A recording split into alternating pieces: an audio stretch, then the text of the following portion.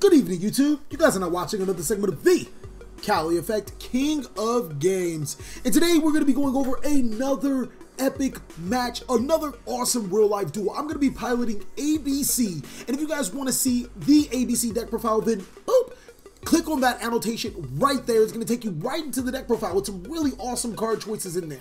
And for the people that want to know what I'm playing against, it's going to be Xander's Metalfoes. Now, he won the dice roll, so he's going to start off by summoning Boa Baboon, using its effect to draw one card, and then putting a card from his hand to the bottom of his deck. He's going to follow up with a Scale at Metalfoe Silver Red to destroy said monster to special summon 2 more copies of Boa Baboon to his side of the field. Now, the reason why this card is so good, because it allows you to basically get rid of dead cards in your hand, as well as provide monsters on your side of the field for an additional link play. I know what Xander exactly was thinking about. He wanted to use both copies of Boa Baboon for an Underclock Taker. Not really sure why he doesn't follow through with the Underclock Taker play, because it's amazing, but now that I think about it, we're actually missing something pretty important. We kind of need a calculator to continue this game. So after Xander resolves these Boa Baboons, let's get a calculator right here. Boop! And my magic should work always, just like usual. So he's going to go ahead and activate Cleaford Scout inside of his Scale. And let's highlight Cleaford Scout really quick. At the cost of 800 life points, he can add a Cleaford monster from his deck to his hand. Now, I'm going to actually activate a Ghost Ogre and Snow Rabbit to destroy the Cleaford Scout. But it actually was a really good thought to play Cleaford Scout inside of the Metalfoe's deck. Why, you ask? While Cleaford Scout can't necessarily be used as a Scale because you can only pendulum summon Cleaford monsters, using the Scout effect to add Cleaford Monolith from your deck to your hand, and then pendulum summoning both to your side of the field gives you easy access to a Cyber Dragon Infinity. Now he's going to use both, or he's going to actually pendulum summon the Cleaford Scout to his side of the field. Think about making the Link Spider, but then go against it and leaving the Cleaford Scout in defense. Very worst case scenario, this card has a huge defense, so it's pretty damn good in that retrospect. He's going to set an additional back row and then pass his turn. Now, I didn't draw the best of hands, but I did draw the card that we need the most, which is Union Hanger to operate. Union Hanger is going to add a Assault Core from my deck to my hand, and this is a really nifty combo. Shout out to my boys Hans for pointing out this combo. I'm going to summon Sea Crush Wyvern to equip B-Buster Drake to the side of the field, and then I'm going to enter my battle phase. I'm not going to attack any monsters, but I am going to go to my main phase 2, and you guys are going to be like, TheCaliEffect, why exactly did you do that? It's going to be a pretty awesome play. I'm going to use the Sea Crush Wyvern as a link summon, and yes, we're going to be summoning one of the better cards in the Extreme Force set, Clara, and people are probably wondering, why did I need to do that? Well, sending B and C to the graveyard does trigger both of their effects to search from the deck to hand and special summon, and I'm going to be able to special summon A from my hand to my side of the field, and look what I have here, 2 monsters to make an additional link summon, which is going to be Underclock Taker, and now I have A, B, and C in my graveyard for an ABC Buster Dragon. So essentially, the Clara turned Union Hanger into basically a godly card, more godly than what it was. It's essentially a 2-card combo to end up with Underclock Taker and ABC Dragon Buster. I'm going to follow up with 2 cards face down, and in my turn, Xander's going to pick up the turn, activating Painful Decision, sending a Gold Driver to add a Gold Driver from his deck to his hand, and now he's going to be able to make the so far sought after Electromite to his side of the field by summoning the Gold Driver, and then using both the Cleaford Scout and the Gold Driver to make the Electromite, which is going to be pretty good. He's going to be able to activate the Scout in his hand by destroying a Scale, and then eventually make that monster, but no! Solemn Strike is going to be activated. Had I not Solemn Strike the Electromite, he would have been able to make Cyber Dragon Infinity yet again, which would have been a very problematic card for me. But Solemn Strike does come in clutch, and at the cost of 1,500 life points, it basically stopped Electromite right in his tracks. So he's going to go ahead and pendulum summon the Cleaford Scout and then pass his turn back to me. And this is where ABC really shines. The ability to disrupt your opponent's back row or disrupt your opponent's cards, as well as use Buster Dragon to tag out and then abuse Union Hanger to equip a B monster to the side of the field. You guys might be seeing all of that happening right now, but you're not seeing this deck's true value right now. And I'm going to show you guys within this turn. I'm going to be able to mount such a board so huge that you guys are going to be like, what are you doing? And now keep in mind, I'm going to make the Sarjuya, but what you guys didn't see is that I told my opponent Xander that I was special summoning B Buster Drake to my side of the field. and using all 3 monsters to summon Yugioh. Now here's where a slight, and I mean very slight misplay, because to be honest with you guys, it does not matter. I actually used 3 monsters to summon Yugioh and gain its 4 effect. I should have used 4 monsters, which would have been either the B. Actually, I think I would have used the B. And again, like I said, it does not matter, because I still would have been able to use monsters to continuously special summon B or Union parts from my deck to my hand. I actually end my turn special summoning more monsters than I necessarily need and being able to make the board. So I'm going to summon Heavy Mech Support Platform, and this card is godly for this deck. When it is normal summon, it allows me to special summon 1 Union monster from my graveyard to my side of the field. Furthermore, it can equip itself to a Union monster, and that monster cannot, or a machine monster, and that monster cannot be targeted. It's really good for tutoring your monsters to your side of the field, and then gaining your Union monsters effects after you use them for a link play, and as well as equipping itself to your ABC Dragon Buster. I'm telling you, this card is saucy good. Being able to go ahead and special summon more monsters to my side of the field is exactly what this deck does. So I'm going to use A and C to make another monster from my deck to my side of the field, which is going to be Cleafort Genius, triggering both A and C, allowing me to add a Union monster to special summon a different Union monster. Like I said, while I did not use all 4 monsters, it kind of didn't matter. I'm going to use both those monsters, both the A and C monster, plus a Cleafort Genius to make Borlo Dragon, and this deck is not stopping. That's going to add B-Buster Drake from my deck to my hand, and then I think I'm going to use its effect to special summon another monster to my side of the field. No, I'm just going to go ahead and activate Monster Reborn for the Sea Crush River. Now, this is where I made a slight misplay, mainly because what I should have done is Monster Reborn the ABC Buster Dragon, but I completely forgot that I've already went through a Buster Dragon. Had I not, I just would have Monster Reborn the Buster Dragon, because I am able to summon all 3 ABC Dragon Busters throughout the sheerness of that turn, which it was freaking amazing. I just was really amazed by the fact that I could have summoned all 3, but one was already in the graveyard. So the Monster Reborn should have summoned the second Buster Dragon, but I guess it doesn't matter.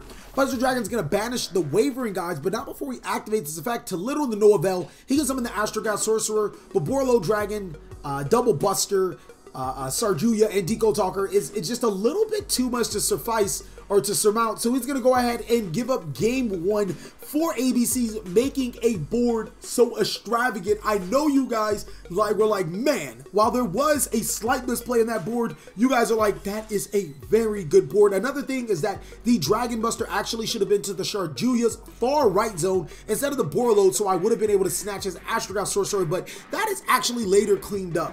Going into game 2, Xander's going to use Painful Decision to send Silverite to search Silverite, and then he's going to summon Rescue Rabbit, a really good card for this deck. He's going to be able to summon 2 Metalfoe's Gold Drivers to his side of the field, and then use both of those monsters for a link play of Heavy Metalfoe's Electromite. Now, Electromite is going to add a monster from his deck to his extra deck, which is going to be Astrograph Sorcerer, and then he's going to be able to start off with his normal combos, destroying shit and basically doing whatever he needs to do. It's going to activate the Silverite. Silverite gets destroyed to add the Astrograph Sorcerer. Now, he could summon the Astrograph Sorcerer, which he is, but he cannot search another Silverite because he's already went through all of them, which is why I don't necessarily like Painful Decision, and which why we revised the build, which is why you guys should also give this deck, this video a like, so you guys can see the revised build that will be really, really good at abusing the rescue cards. Now, it's going to activate Cleafort Scout, trying to make that Cyber Dragon Infinity again. It's going to be met with a Ghost Ogre and Snow Rapid for the 2nd consecutive time, and I can be really safe to say,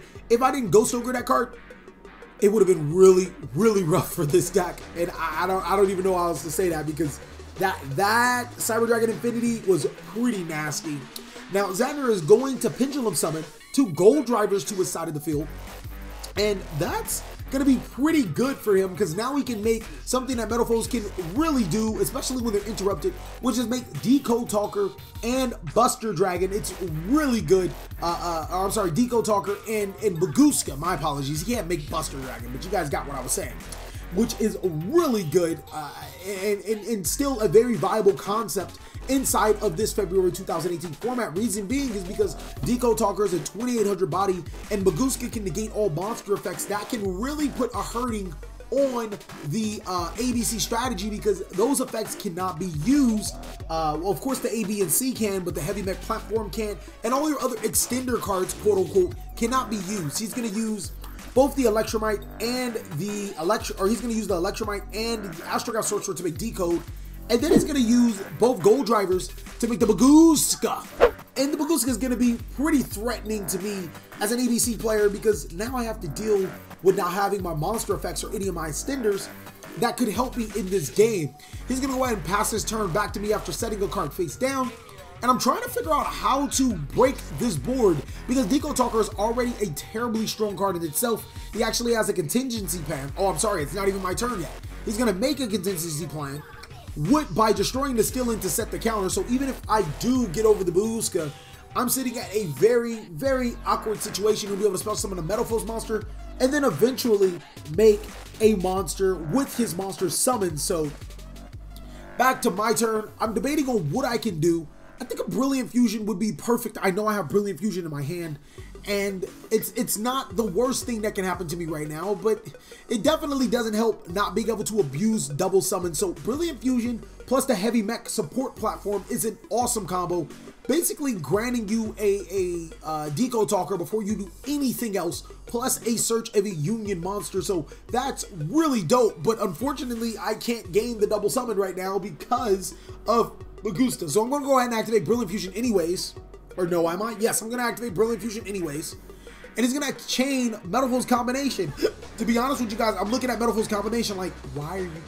I don't understand. And you guys are going to be understanding why he played combination very soon. I'm going to go ahead and send a Garnet and a Assault Core from my deck to the graveyard.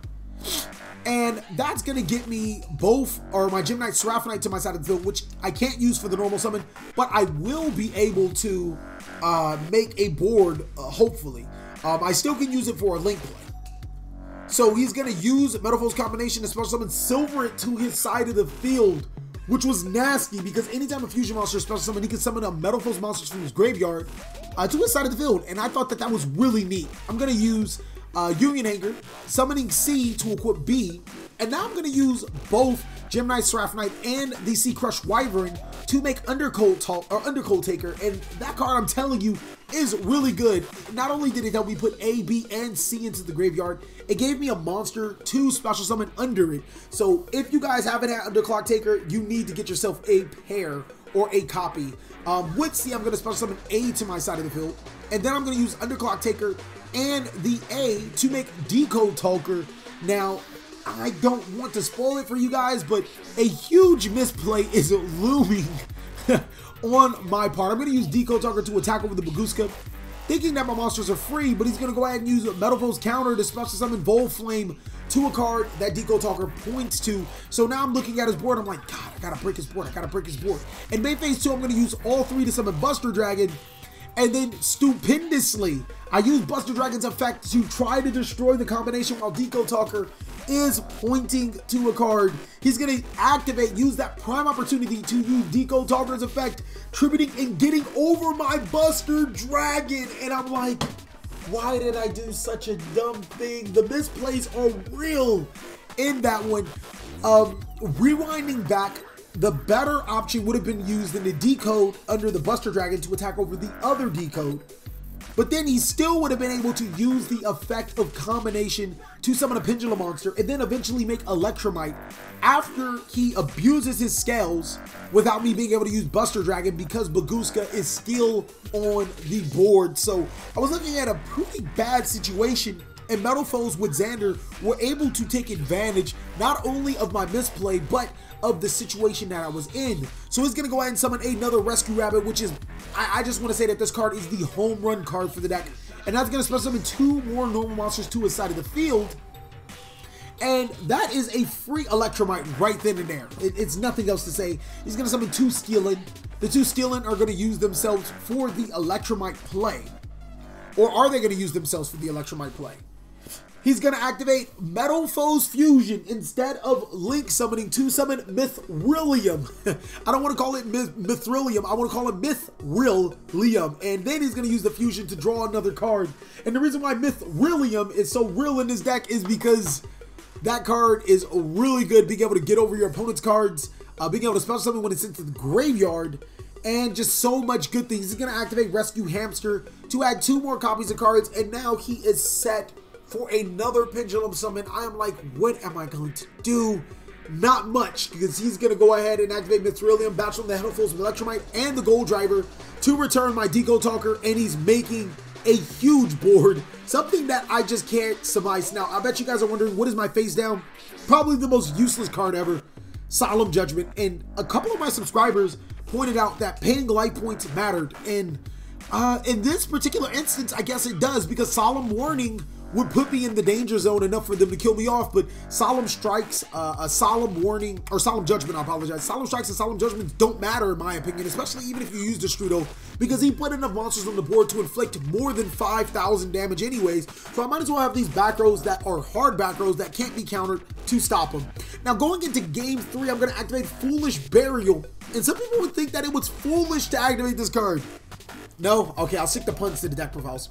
I'm going to use the Foolish Burial to descend the Destrudo Noodle from my deck to the graveyard. And for people that have not seen the Destrudo play, something I have not done in game 1 or game 2, though I do run 3 copies of Dragon's Ravine, or I'm sorry, I run 2 copies of Dragon's Ravine, but I run 3 copies of Terraforming, so I should be seeing it, and unfortunately not. I'm going to activate the Dragon's Ravine, and the Dragon's Ravine is going to send the Assault Core from my deck to my hand, just waiting for me to finish thinking. Come on, TheCaliEffect, you can do all this.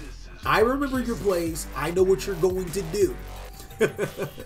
And just looking at the game, right now it looks like I'm going to have the standard Deco Talker, ABC Buster Dragon, with the way that my play is developing. So it's going to send the Dark Worm to the graveyard by sending the Assault Core from my hand to the graveyard. Dark Worm's going to summon itself, and then I'm going to use Destrudo's effect, paying half of my life points to summon Destrudo to my side of the field. And then with those 2 monsters, I'm going to make the Ancient Fairy Dragon, putting the Destrudo to the bottom of my deck due to its effects.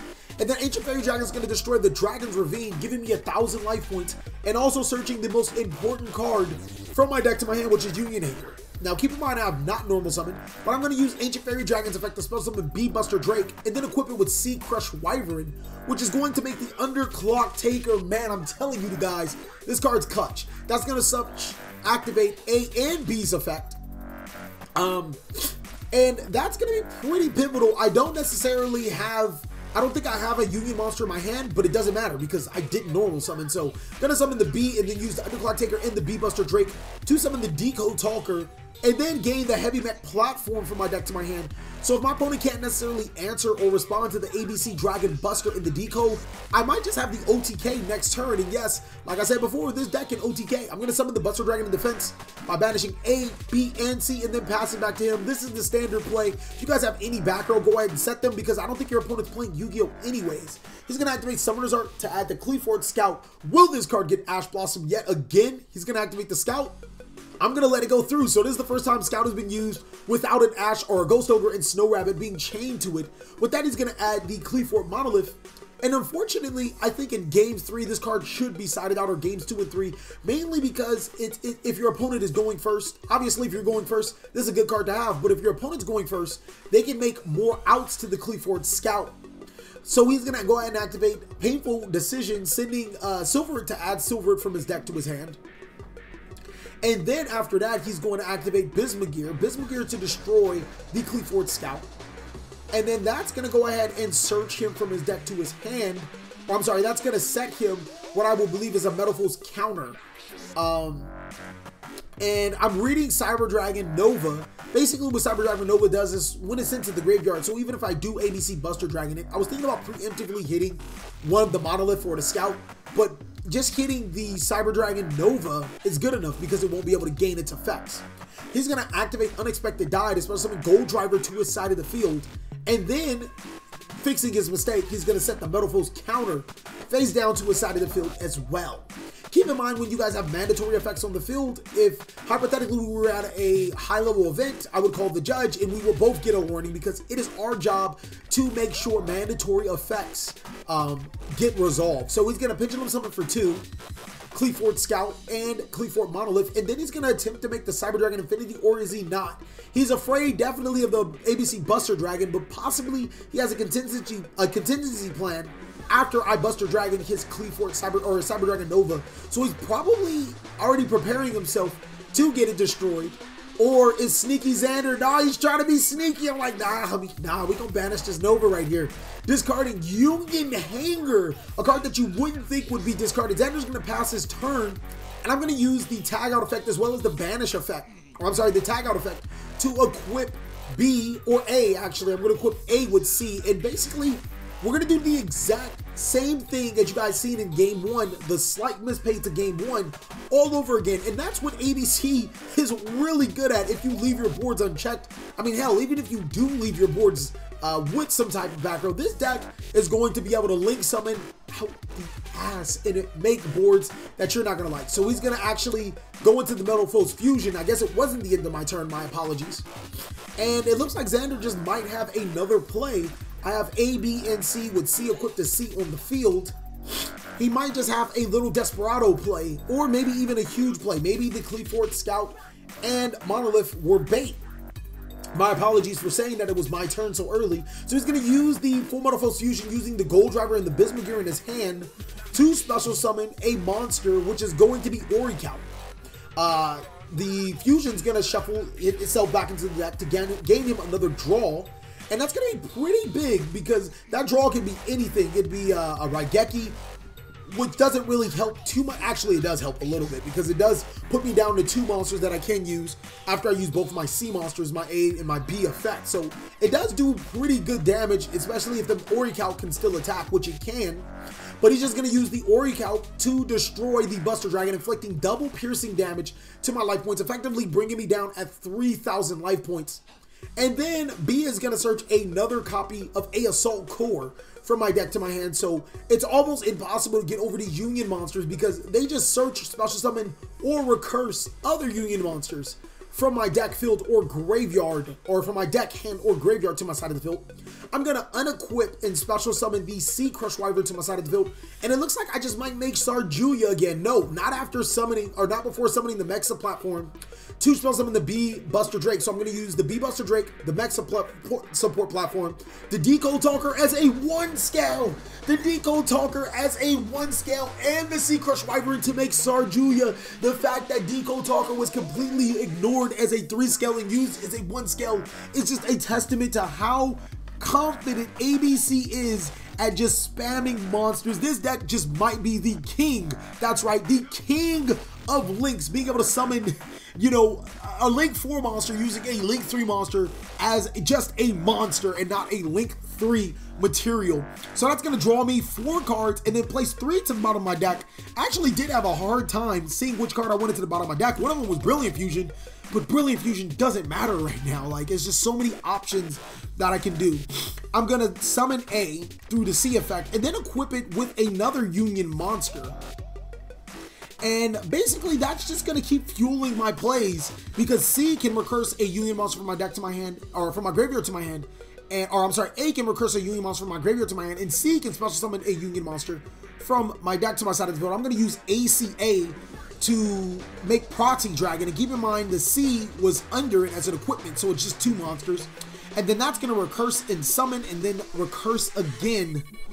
And we're going to summon the B Buster Drake through Sarjuya's other effect, and then use both of those monsters for the Cleefort Genius. That's going to trigger the C and B effect to special summon the A, and then use both of those monsters to make the Borolo Dragon with the Cleefort Genius. This board is getting ridiculous, and I'm telling you, that's going to be able to search the Heavy Mecha the platform from my deck to my hand. A, B, and C is going to be used to summon the Buster Dragon. And are we going to make another Buster Dragon? Not before destroying Xander's Metalfoe's counter. And then another Buster Dragon is going to be summoned. This deck is freaking insane, being able to make a board like that on turn 2. Thank you guys so much for watching another segment of TheCaliEffect. Again, please give this video a like if you guys want to see the Metalfoe deck profile, or if you guys want to see a continuation of this video. Also, shout out to everybody that has helped me buying, selling, trading cards, or just supporting my Patreon. You guys are awesome. Please like, comment, subscribe, but most of all, enjoy.